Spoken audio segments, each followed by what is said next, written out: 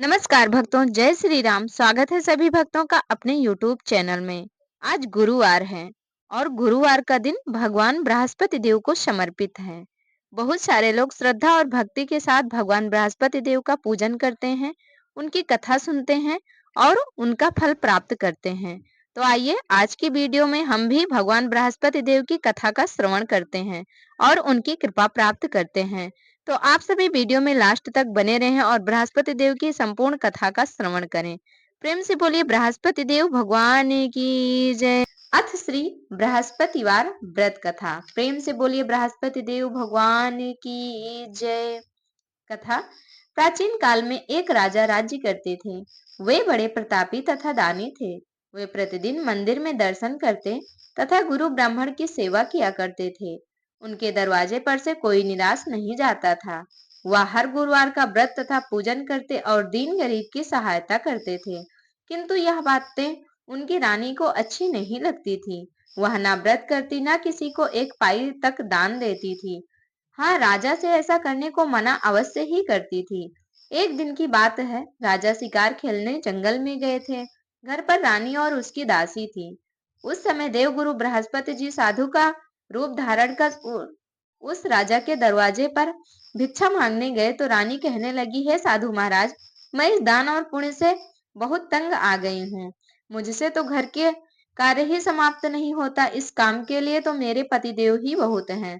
अब आप इस प्रकार की कृपा करें कि यह सब धन आदि नष्ट हो जावे तथा मैं सुख से सो सकूं। साधु बोले, हे देवी, तुम बड़ी विचित्र हो। संतान धन से कोई दुखी नहीं होता, इसको सभी चाहते हैं। पापी भी पुत्र एवं धन की इच्छा करता है। अगर आपके पास धन है तो भूखे मनुष्यों को भोजन एवं पानी की प्याऊ लगवाओ, ब्राह्मणों को दान दो, धर्मशाला, कुआं, तालाब, बावड़ी, बाग बगीचा आदि का निर्माण कराओ, निर्धन मनुष्यों की कुंवारी कन्याओं का विवाह करवाओ और अनेकों यज्ञादि धर्म कार्य हैं। इस प्रकार के कर्मों को करने से तुम्हारा कुल और तुम्हारा नाम लोक प्रसिद्ध होकर अंत में स्वर्ग की प्राप्ति होगी। किंतु वह रानी इन बातों से खुश न हुई। वह बोली, महाराज, मुझे ऐसे धन की आवश्यकता नहीं जिसका मैं और अन्य मनुष्यों को दान दूं तथा जिसको रखने उठाने में मेरा सब समय बर्बाद हो। साधु ने कहा, हे देवी, यदि तुम्हारी ऐसी ही इच्छा है तो मैं तुम्हें कहता हूँ, जो तुम वैसा ही करो। बृहस्पतिवार के दिन घर को पोत कर अपने सिर के बालों को धोते हुए स्नान करना। राजा से कहना वह हजामत बनवावे, भोजन में मांस मदिरा आदि खावे, कपड़े धोबी को धुलाने को दें। इस प्रकार 7 गुरुवार तक ही तुम्हारा सब धन नष्ट हो जाएगा। ऐसा कहकर साधु चले गए।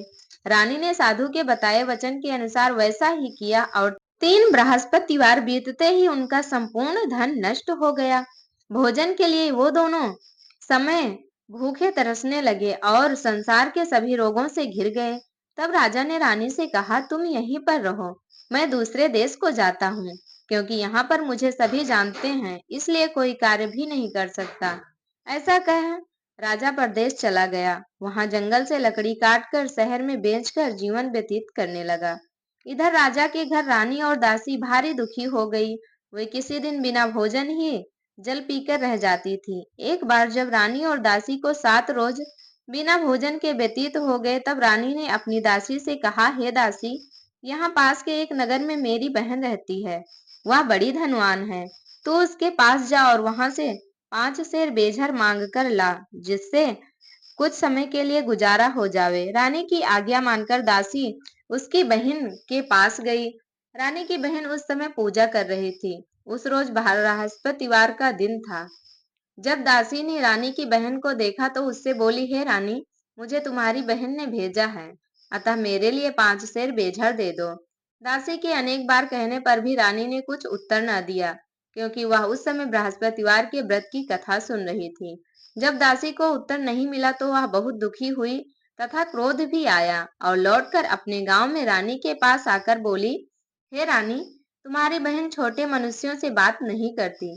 जब मैंने उससे बार बार कहा तो भी उसने किसी प्रकार का उत्तर नहीं दिया।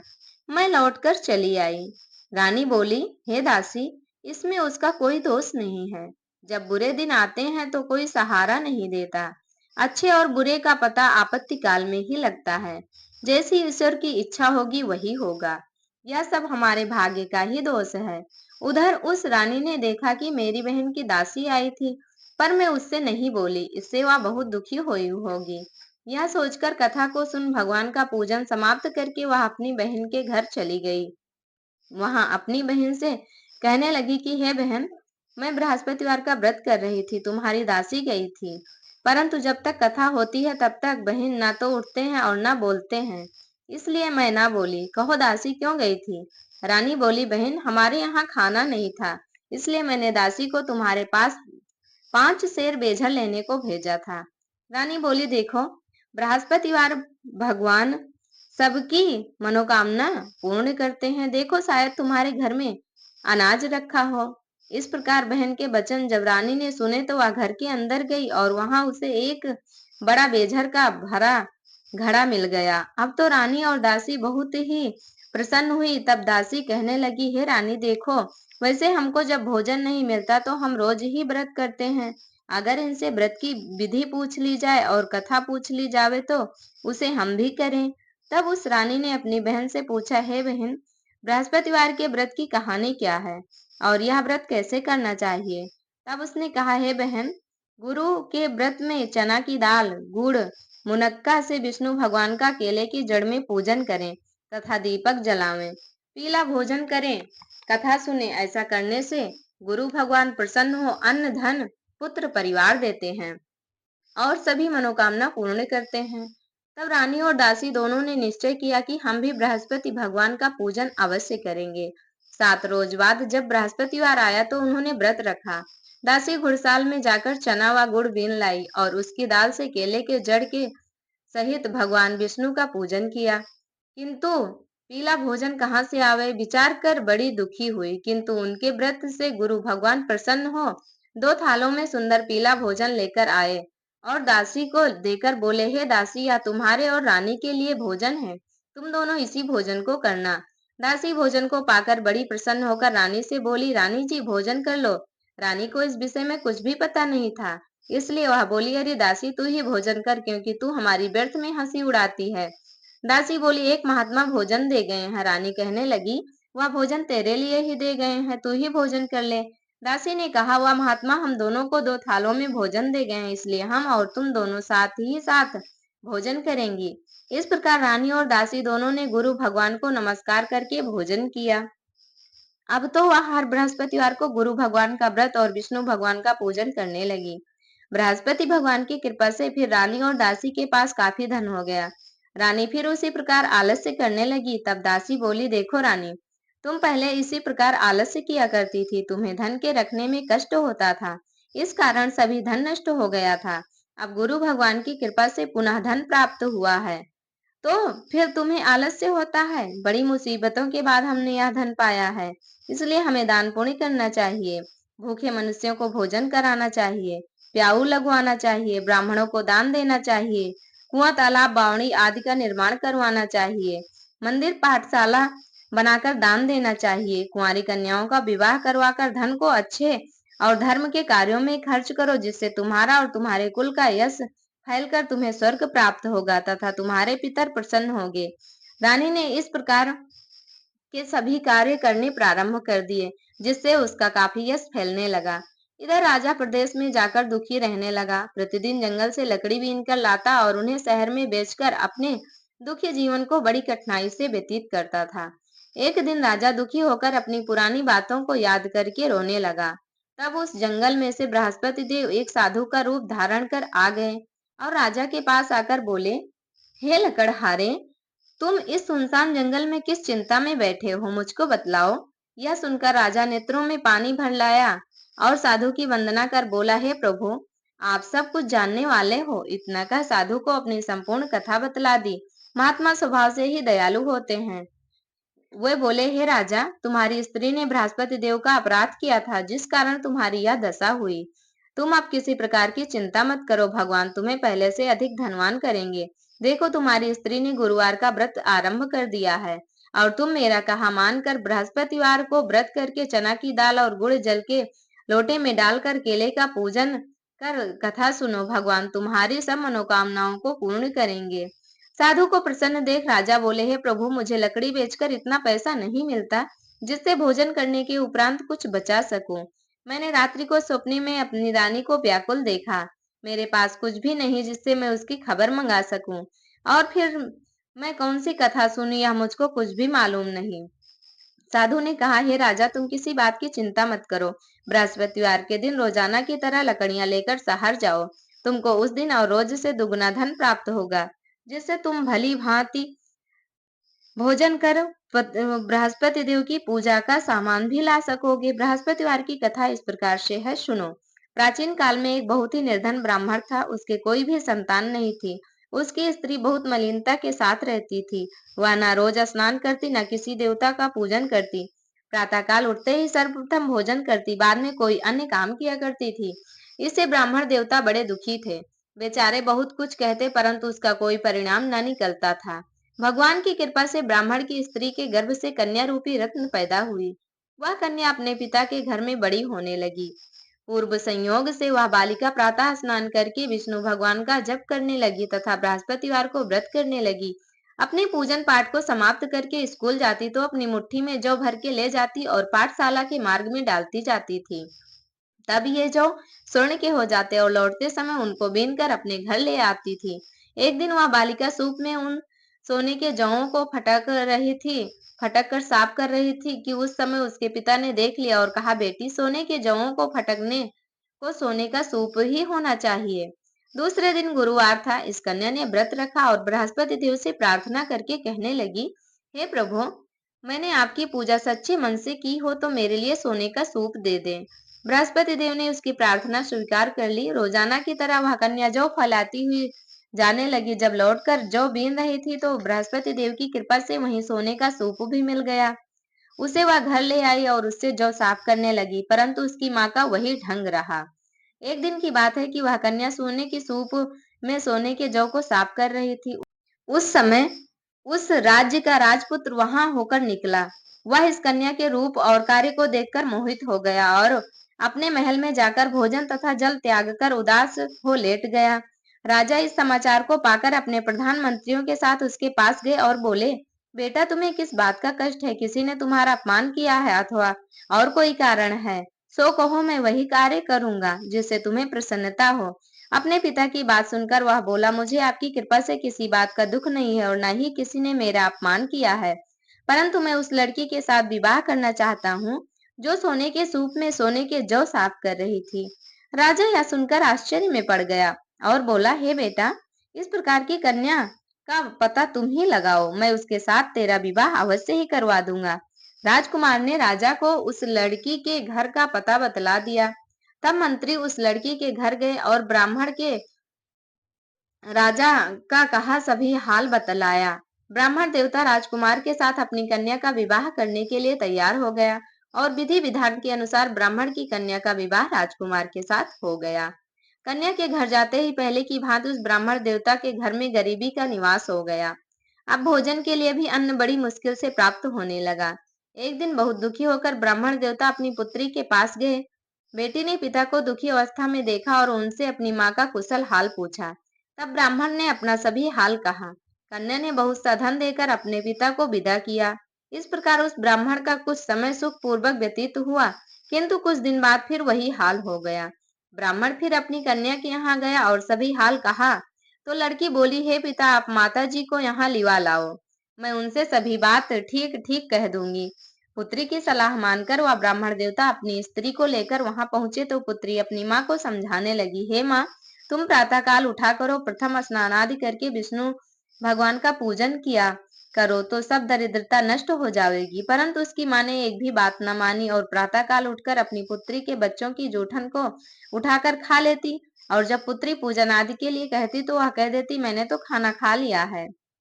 एक दिन यह सुनकर उसकी पुत्री को बहुत गुस्सा आया और एक रात उसे कोठरी में से सभी सामान निकालकर उस ब्राह्मणी को उसमें बंद कर दिया। प्रातः काल होते ही उसमें से निकाला और स्नान आदि कराकर पाठ करवाया तो उस ब्राह्मणी की बुद्धि ठीक हो गई।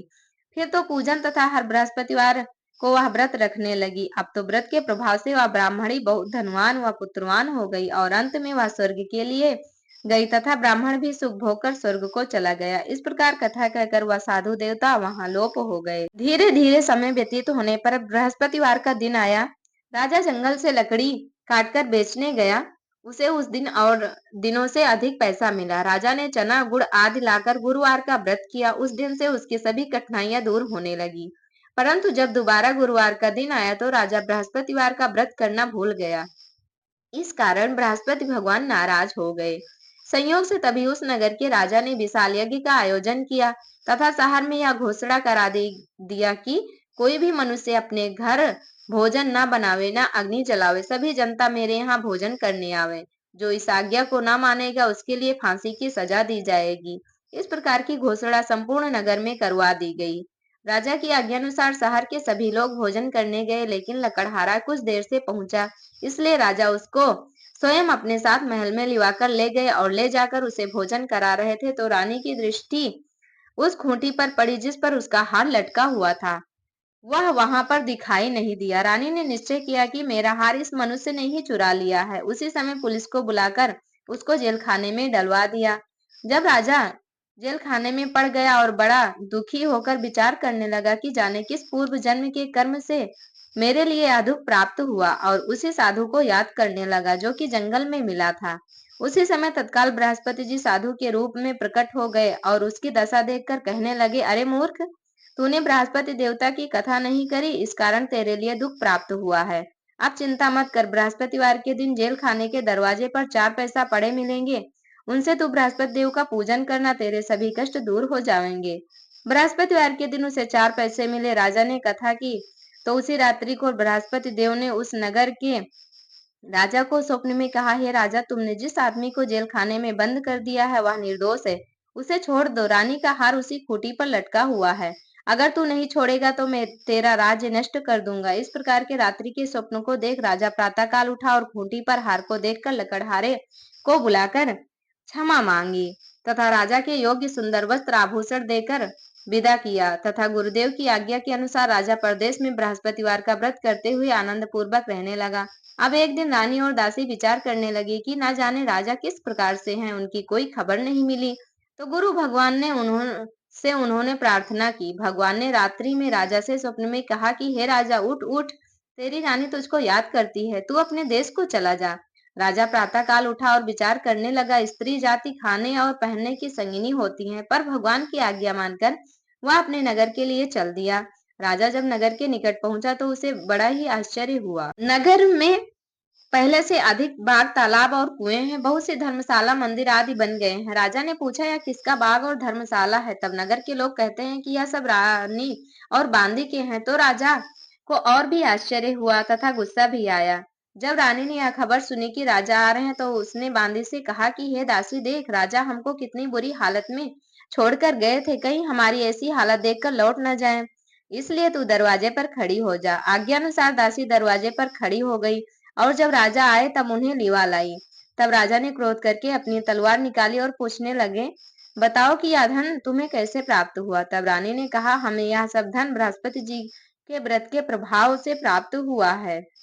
यह सुन राजा ने निश्चय किया कि 7 रोज बाद तो सभी बृहस्पति देव का पूजन करते हैं, परंतु मैं अब रोजाना दिन में 3 बार कथा कहा करूंगा और रोज व्रत किया करूंगा। अब हर समय राजा के दुपट्टे में चना की दाल बंधी रहती और दिन में 3 बार कथा कहता। एक दिन राजा ने विचार किया कि चलो अपनी बहन के घर हो आवे। इस प्रकार निश्चय कर राजा घोड़े पर सवार हो अपनी बहन के यहाँ चलने लगा।